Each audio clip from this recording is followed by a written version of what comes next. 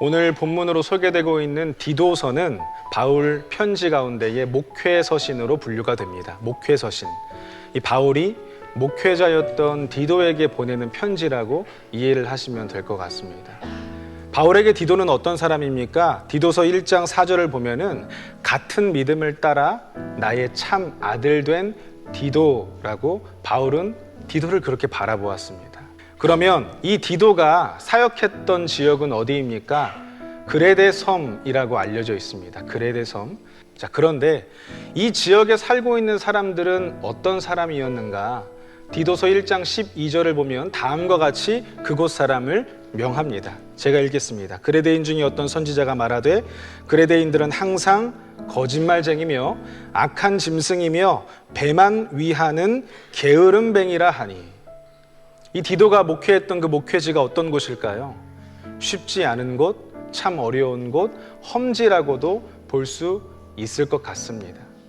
여러분들께 질문 한 가지 드릴게요. 우리 교회에 가장 힘든 사역이 어딜까요? 무엇일까요? 어떤 사역이 가장 힘들다고 생각하세요? 내가 하고 있는 사역이 가장 힘듭니다. 이런 말이 있어요. 제가 참 좋아하는 말인데, 사역은 하는 게 아니라 되어지는 거다. 내가 내 의지로 하는 것이 아니라 하나님께서 부족한 나를 통해서 이루어 가시는 것이 주님의 일이잖아요. 바울이 그런 디도에게 이렇게 말해요. 1장 5절의 말씀인데요.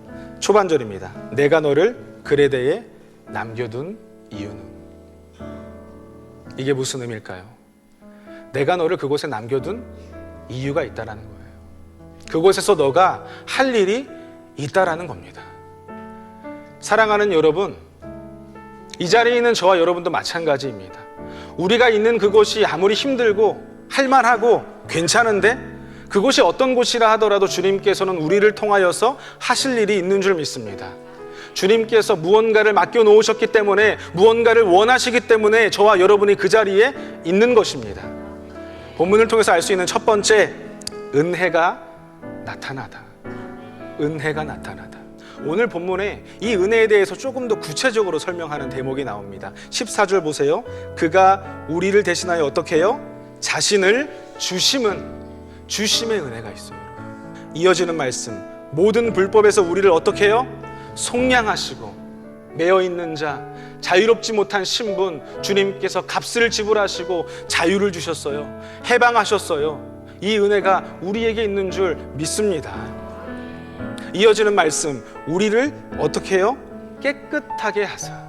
주님께서 맡기실 일들을 감당하기 위해서는 무엇보다도 이 은혜가 선행되어야 해요. 이 은혜가 내 믿음을 지탱하지 않으면 우리는 언제든지 넘어질 수 있습니다. 우리에게 날마다 이 은혜가 나타나기를 소망합니다. 그리고 우리 교회 곳곳에 이 은혜가 가득 넘치기를 간절히 소망합니다. 두 번째, 오늘 본문을 통해서 알 수 있는 것은 우리를 양육하다입니다. 하나님의 은혜가 언젠가 우리에게 단번에 나타나셨는데 그 은혜가 우리를 양육합니다. 우리를 가르칩니다. 우리를 교육하고 우리를 훈련시켜서 나의 과거와 현재와 미래가 주님이 원하시는 삶으로 변화되어가는 그런 삶, 이렇듯 은혜는 우리를 양육하는 줄 믿습니다. 여기서 다시금 질문해 볼 필요가 있어요. 바울이 그레데에 디도를 남겨둔 이유가 무엇일까요? 아까 남겨둔 이유가 있다고 그랬잖아요. 바울이 디도를 그곳에 남겨둔 이유가 남은 일을 정리하기 위함이고 각성의 장로들을 세우기 위함이래요. 그럼 이것은 무엇입니까? 그레데에 있는 교회의 틀을 잡기 위함이에요. 교회 공동체의 틀을 잡기 위해서 목회자 디도를 그곳에 남겨둔 겁니다.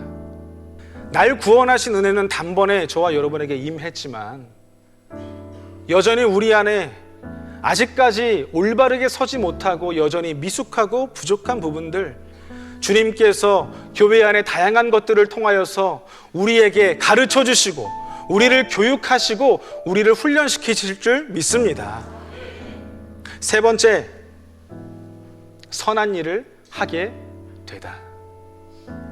하나님의 은혜가 우리에게 임하고 그 은혜가 우리를 양육하고 그 은혜는 우리로 하여금 선한 일을 하는 자로 만들어요.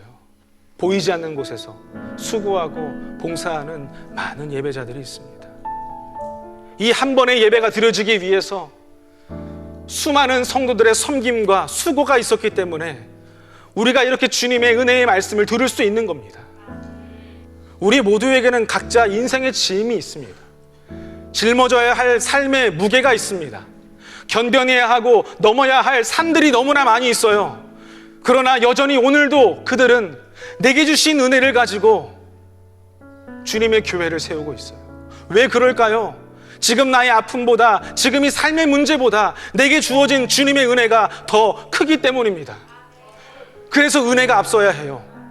오늘 본문 말씀에 우리말 성경으로 가장 많이 언급되는 단어가 뭔 줄 아십니까? 우리라고 하는 단어입니다. 동역이 동력임을 믿으시고 내게 주어진 그 은혜로 살 수 있는 저와 여러분 되시기를 주님의 이름으로 축복합니다.